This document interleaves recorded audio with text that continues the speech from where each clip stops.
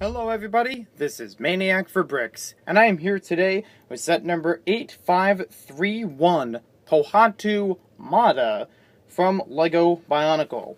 This was released in 2001. It has 49 pieces, one buildable figure, and this originally retailed for about $7 in the United States. At the time, Bionicle was a very new concept, and this was one of the first sets released in that theme. So it still had the binding of LEGO Technic as far as a somewhat of a sub-theme. This is an interactive canister on which you could put some pieces on the top, hold the mask up here, and you can even slide around the outer portion of the canister itself. It'll show you some little pictures around the sides, so I can just hold this in place, spin the main part, and it will show you different pictures of each of the TOA in that series. It also shows a CAN code for each of them, which you can use with the Bionicle website. And on the bottom here, you can see a little story unfolding with all the pieces jumping out, and then being built with the instructions, and then resulting in a final figure. The figure is actually not in here. I put him on the side. Oops. His head's going a little to the side. Speaking of which, you can see compared to the canister, it's actually a good size. And he doesn't take up too much space. He's actually pretty easy to fold in there and put away for storage. Now in terms of the instruction manual, I want to forget that. That's actually another piece of him. It is a small rock that you can use to interact with the figure. Now we'll take a look at the instructions a little later, because you probably want to see the figure right now.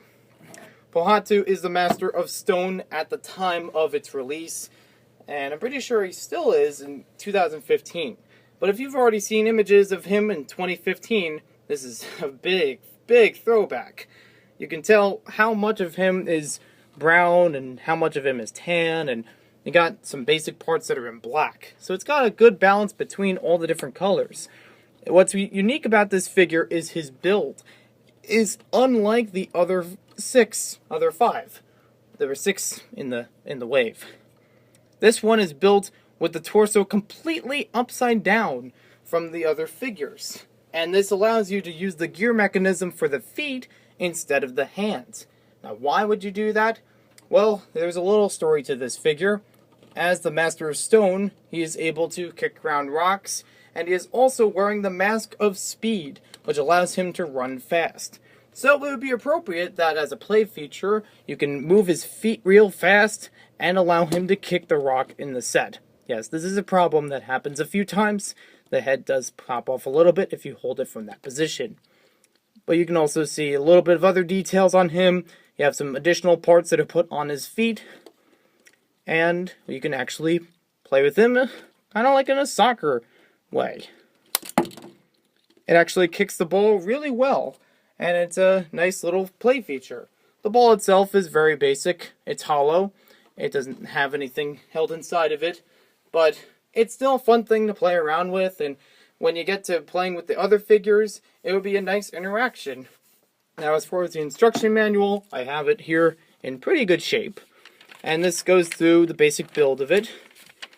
It actually starts with the torso upwards, then flips it upside down at a point.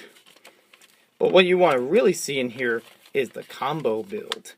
In the second half of the instructions, it shows you 3 other figures you can use to combine into a Toa Kaida combo model. This is a special instruction in which you need to use all 3 of the figures' instruction books to put it together fully. You can't use it from just the one instruction book and figure it out. Although, by today's standards, it's probably not too difficult.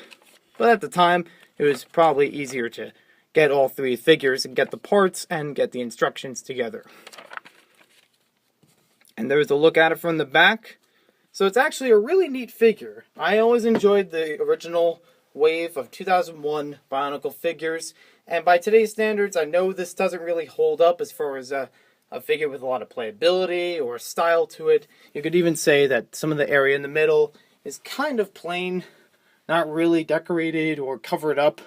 The gears are somewhat exposed, but it still has a unique design which still kind of entertains me. And I like the play feature with it. Although the arms don't really do too much, they're just ball joints, but they just have these small, I guess you would call them hands. They don't exactly have any purpose as far as any powers or abilities. So thank you for watching this video. Hope you guys enjoyed it. Be sure to check out more Bionicle set reviews on my channel in a playlist. And let me know what you guys think about this Bionicle figure compared to the 2015 version. Or even compared to the other ones, the other versions of this figure, or maybe the other 2001 Toa. I'd like to hear your thoughts. So we'll see you next time with more LEGO reviews. We'll have more coming soon.